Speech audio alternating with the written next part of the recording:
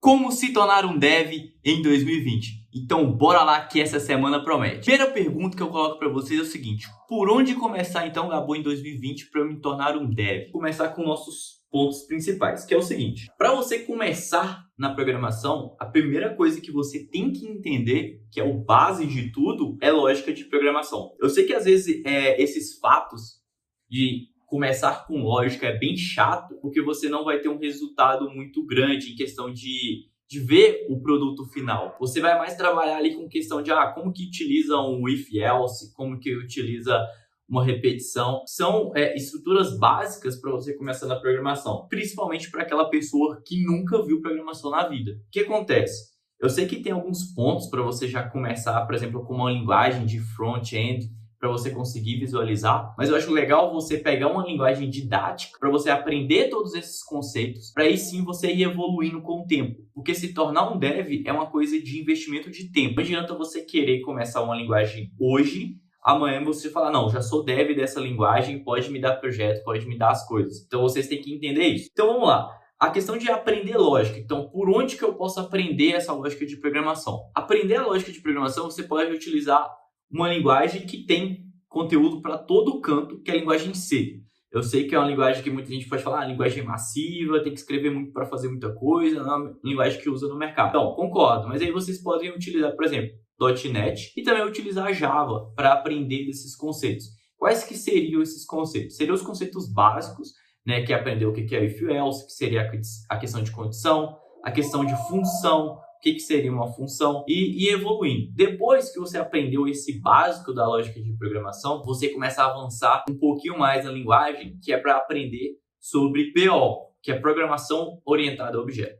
Isso está muito atrelado nos projetos que você vai fazer no futuro. Então, entender de PO é crucial. Eu sei que tem linguagens que não precisam de você trabalhar orientado a objeto, mas você ter esse stack de saber trabalhar com objetos vai te facilitar muito para você pegar uma entidade do mundo real e transformar ela em entidade em seu programa. Quando vocês começam a desenvolver, o mais difícil, às vezes, é você montar as entidades.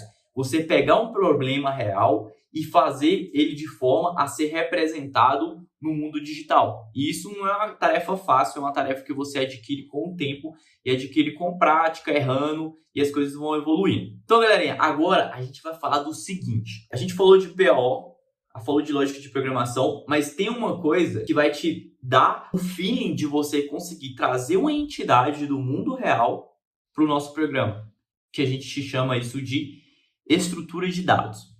Estrutura de dados é o que realmente o nome diz, que é aprender a estruturar os dados. É aprender a representar essa entidade do mundo real no nosso programa. Por exemplo, como que a gente representa uma pessoa no mundo de um programa? O que tem uma pessoa? Uma pessoa tem o quê? Ela tem um nome, ela tem um CPF, ela tem a idade dessa pessoa, que você pode calcular, por exemplo, com a data de nascimento. Então, a idade ela pode ser calculada toda vez que você quiser consultar. Você não precisa de deixar a idade lá parada, né, para você ter que ficar atualizando.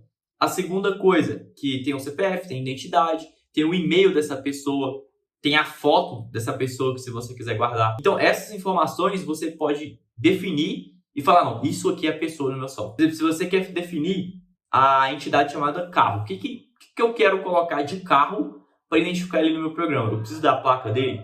Eu preciso da potência do motor dele? Eu preciso de saber a cor desse carro? Eu preciso saber se esse carro é automático ou manual? Eu preciso saber o modelo? Precisa saber o nome.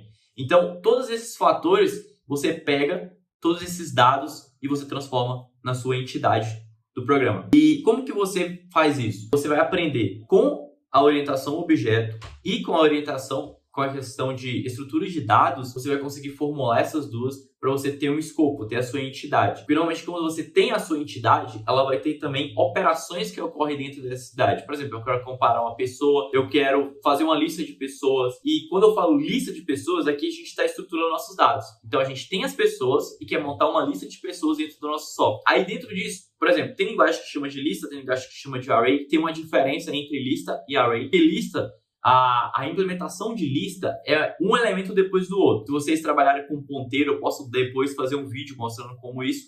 E array você consegue ter acesso direto. Então você passa a posição e você consegue pegar aquele dado.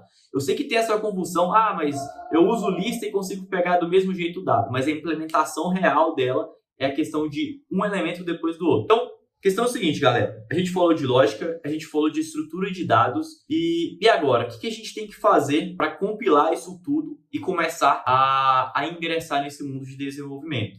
Então, escolha um curso para você começar nessa lógica de programação. Tem muitos cursos na internet, não importa a linguagem, só pega para entender sobre lógica de programação, que é a questão da gente fazer, por exemplo, teste de mesa, pegar e escrever tudo na mão mesmo para ver como que funciona. Entender também um pouquinho de portas lógicas é legal, não precisa de você ter um conhecimento a fundo, mas é só entender o que é uma porta ou, um ou exclusivo. Essas coisas vão te facilitar a você fazer processos no futuro. E dentro disso ainda aqui, a gente tem a parte de algoritmos. Entender de algoritmos, saber pelo menos que o algoritmo existe, que vai te facilitar muito. Às vezes você não precisa de saber da implementação. Às vezes você tem que saber o seguinte, eu preciso de procurar algo numa lista. Eu tenho boa sorte, tem outros tipos de implementação. Mas o mais conhecido é o boa sorte. Como que implementa ele? Tem que usar 2 for para interar na minha lista e deixar o outro ficar comparando o próximo elemento. Entender um pouquinho disso vai facilitar, porque eu sei que muitas das linguagens hoje, ela já tem a questão de fazer o where em lista, você passa lá só o if que você quer comparar, ele vai te retornar. Por exemplo, se você estiver trabalhando com Dart, ele já tem isso implementado, mas você vai saber que esse tipo de operação é uma operação custosa. Então, dependendo do elemento ou da quantidade de elementos que você tem, às vezes você tem que partir para um outro tipo de análise, fazer, sei lá, uma implementação em árvore para fazer a busca desses dados. Então, isso vai te dar o feeling de conseguir enxergar o que você vai utilizar, o que é melhor para o seu projeto. Às vezes você pode colocar aquilo pensando que é o melhor para o seu projeto, pode dar errado e você vai encontrar outras soluções depois. E não permaneça na questão do erro. Se você sabe que aquilo ali dá errado, tente procurar uma solução. Tem muitas soluções na internet, mas dependendo do seu projeto, essa questão de estrutura de dados muito complexa não vai acontecer muito do lado do cliente. Você coloca isso para ser processado lá no server, que ele já tem um poder de processamento maior, tem RAM maior, então ele vai conseguir dar conta desse serviço. Então, galerinha, espero que vocês tenham gostado desse vídeo, porque aqui vai ser a semana de como se tornar um dev em 2020. E esse primeiro vídeo é só para dar aquele start para vocês já saírem daqui por onde começar. Eu vou deixar também aqui alguns links de alguns cursos que eu recomendo. Então, até o próximo vídeo.